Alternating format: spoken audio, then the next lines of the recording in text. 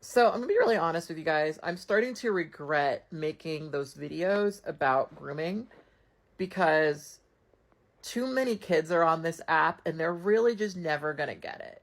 They're really just never gonna get it. And it's unfortunate because it is one of those things where rape culture has a lot of these ideas already settled into the minds of people, right? What was interesting to me about the Angry Asians video is that he was presenting what he was saying as like this subversive thing that like no one believes, right?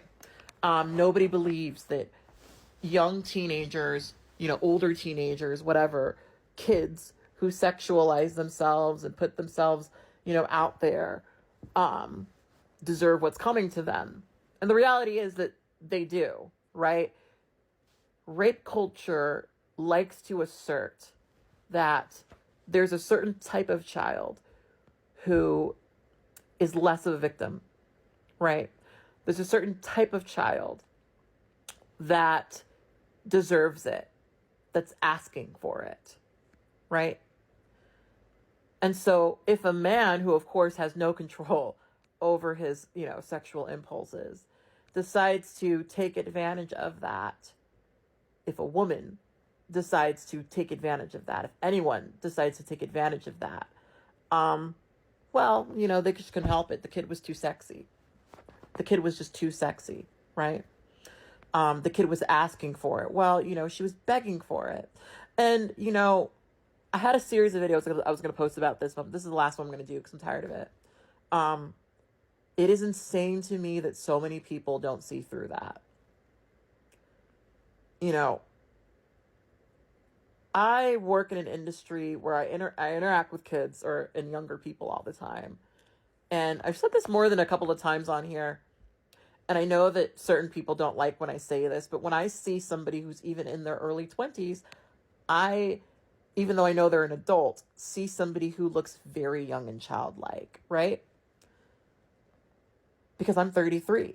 I'm not in my early 20s anymore, right?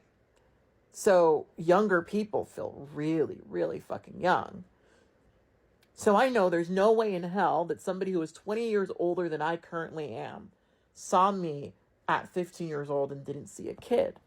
But when you're a kid, you think you're mature. You think you're grown. You think that, you know, you have the ability to understand everything that's going on. And one of the things I've tried to reiterate in these conversations is that I thought that I did too, but I didn't. I really didn't. And I spent most of my life paying for it. My groomer really immensely fucked up my relationships with men. There's probably a lot of things about me now that only exist because I was systemically groomed and raped, right? And there's different aspects of that I've, learned to accept. Unfortunately, one of the things that kind of comes from this, at least for me, was that it imprinted on my sexuality in a very distinct way, right? That's probably why I am a person who is into BDSM and submissive and and I have these, that's probably part of it, right?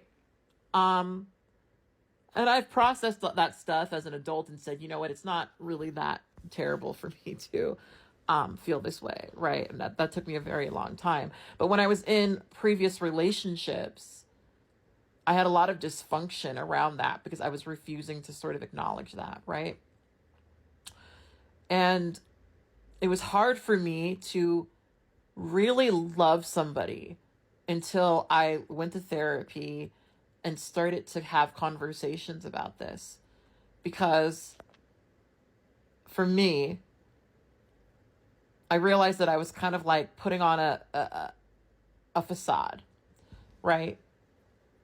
A facade where I was not the person who experienced grooming, right? I was Miss Goody Two Shoes. You don't even know anything about that sort of stuff, right? It was dishonest, right? Which made it really hard for me to be in functional relationships with people. Really, really hard. And that's part of it, right? And there are so many things that happened after that that also messed with me quite a bit. But, younger people are not going to get it. They're really not, especially younger people who they themselves know that they're attracted to older people, right? Like someone made a comment about, how, younger boys are attracted to older girls and, that's less accepted, right?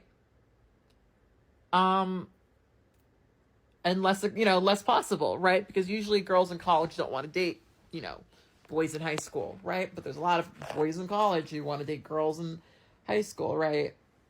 But like, I'm tired of this conversation being so informed by like resentment that somebody has, around younger girls being sexually active. Because I know from what I experienced that there were a lot of fucked up things going on that made me act out sexually when I was younger, right? And so I'm kind of bothered by this idea that I deserved it, because in all reality, whether or not I was acting out sexually or I was a person who was completely innocent and didn't do anything like that, an adult raping me would still be wrong. It would still be wrong. But then you have these people who say, that's a really sexy kid, right? That's a really sexy kid. So I guess it's understandable that an adult would rape them, right? It's understandable.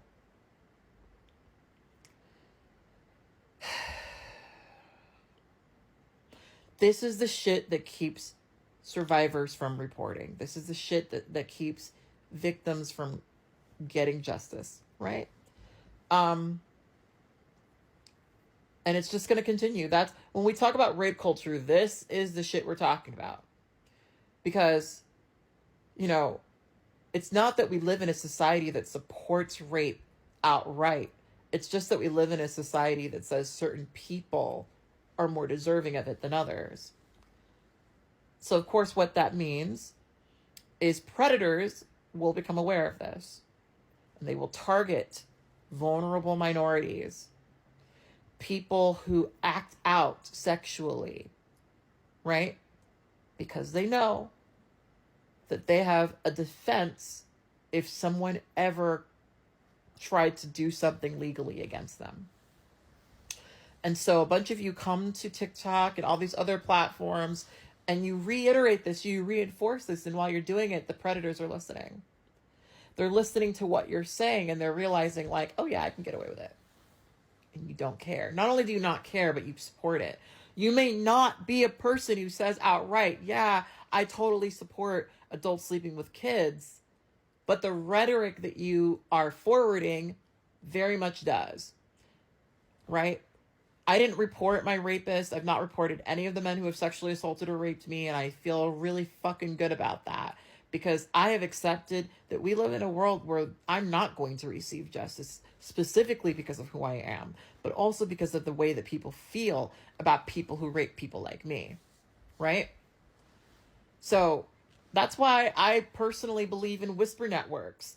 That's why I personally believe in, not looking for help or support from society at large for this sort of shit because they're not going to do anything. We live in a society that is more likely to defend the reputation of a man than try to support a woman when they are being assaulted, right? But we also, because it's patriarchy, right, we want to also believe that we protect women and that makes us good, right? And yet we continue to provide space for these men that make women's lives unsafe. It's just going to keep going like that. People who are arguing against the stuff that I've been saying are the hurdle to us getting there. So anyway, that's all I wanted to say.